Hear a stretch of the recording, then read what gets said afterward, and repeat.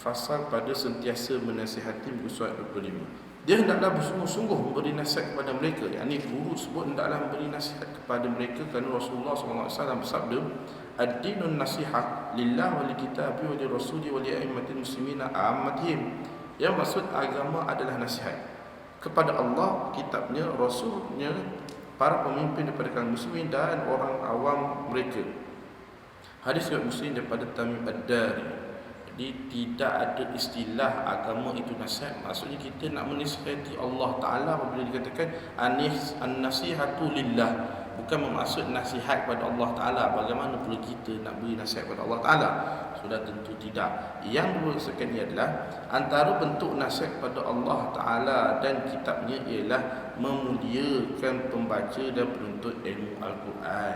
Itu yang nak dimaksudkan. Antara maksudnya membimbingnya kepada kebaikan, menyantuninya, membantunya dalam pelajaran semampu yang boleh, menarik hati pelajar dan berlapang dada untuk mengajarnya sebagai guru dengan lemah lembut serta mendorongnya belajar.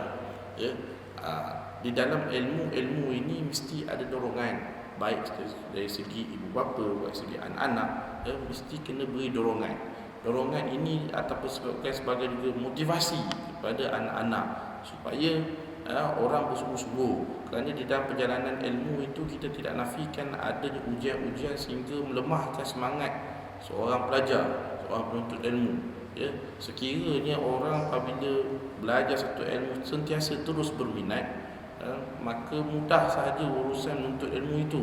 Tapi urusan menuntut ilmu itu tidak begitu. Pasti ada saja ujian-ujian kerana ia buat benda baik.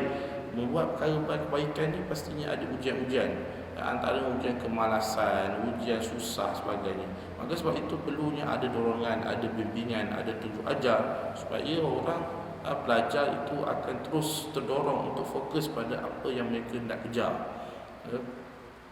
Dia hendaklah mengingatkan pelajar tentang kelebihan tersebut supaya ia menjadi sebab untuknya meningkatkan kecergasannya, menambahkan motivasinya. Ya, guru-guru itu sepatutnya memang mempunyai ataupun perlu mempunyai sifat memberikan motivasi. Ya, walaupun fokus di sini pada guru. Kalau macam kita adalah ibu bapa, kita sepatutnya memberikan motivasi kepada anak-anak pula. Memberikan motivasi kepada anak-anak, sentiasa memberikan semangat kepada mereka, sentiasa memberi dorongan ke atas apa yang kita salurkan mereka. Apa pun bidang yang kita salurkan kepada mereka, berikan mereka semangat. Jangan ada istilah kita orang Melayu kita melepaskan batuk di tangga.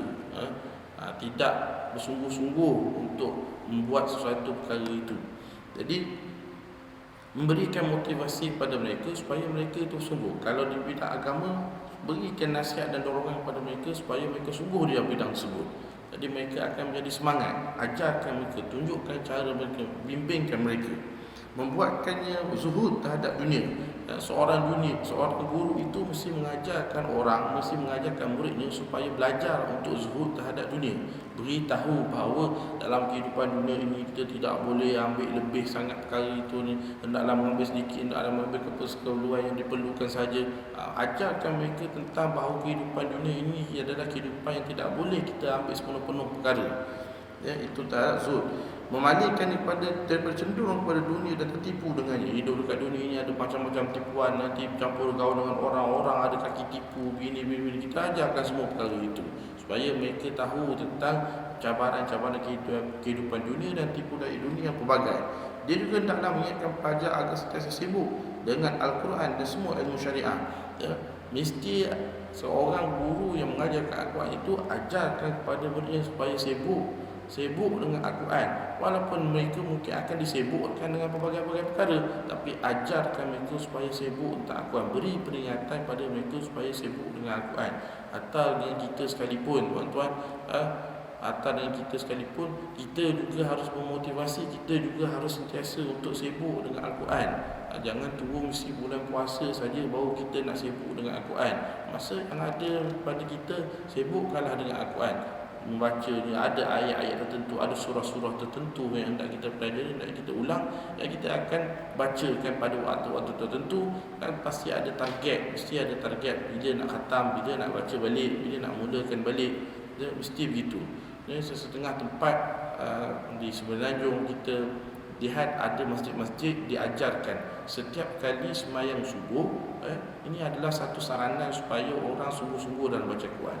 Setiap kali sembahyang subuh, mereka arahkan supaya para imam ini supaya membaca satu muka daripada Al-Quran. Bilal pula baca terjemahan daripada ayat tersebut.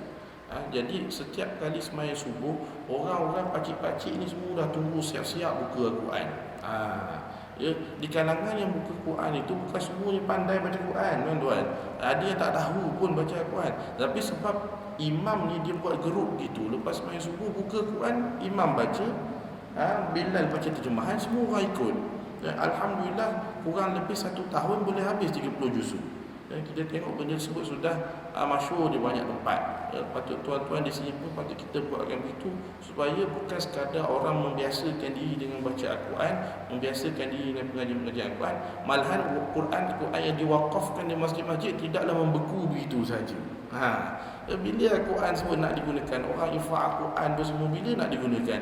Tahun ini Al-Quran sebut, dia rak sebut belah kiri, tahun depan belah kiri ke, tahun akan datang pun belah kiri ke. Tak tersentuh wakaf Al-Quran sebut, maka tidak berhasil pahala untuk orang yang menginfakkannya. Begitu.